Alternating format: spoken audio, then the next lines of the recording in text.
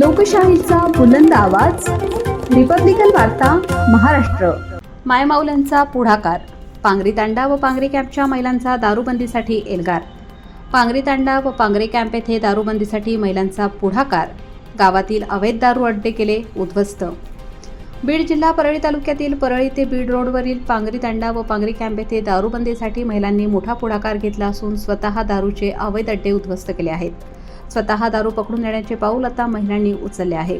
यासाठी परळी ग्रामीण पोलीस व पांगरी गावचे पोलीस पाटील यांच्या मदतीने कारवाई केली. दारूमुळे संसारात कलह निर्माण होत आहेत, तसेच दारुड्यांमुळे किरकोळ भांडणेही होतात. परिणामी गावाच्या शांततेला बाधा पोहोचत आहे. या कटकटीतून एकदाची सुटका घेण्यासाठी गावातील महिला एकत्र आल्या आहेत आणि दारूबंदीचा एकमुखाने निर्णय घेतला.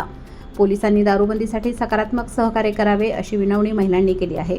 परळी ते बीड राज्य मार्गावरील पांगरी तांडा ते पांगरी कॅम्प येथील गावातील महिलांनी दारूबंदीसाठी आज रोजी एकत्र येत पुढाकार घेत गावातील अवैध दारू अड्डे उद्ध्वस्त केले आहेत.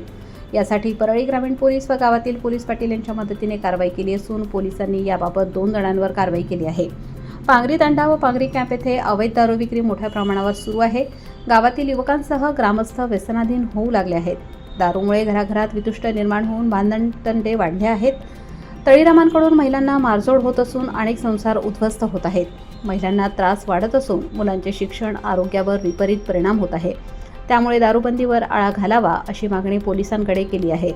महिलांनी दारू विक्रीला आळा घालण्यासाठी पुढाकार घेतला असून गावातील दारू विक्री पूर्णपणे बंद करावी यासाठी एल्गार पुकारत थेट विक्री करणारे व दारू अड्डे उद्ध्वस्त केले आहेत.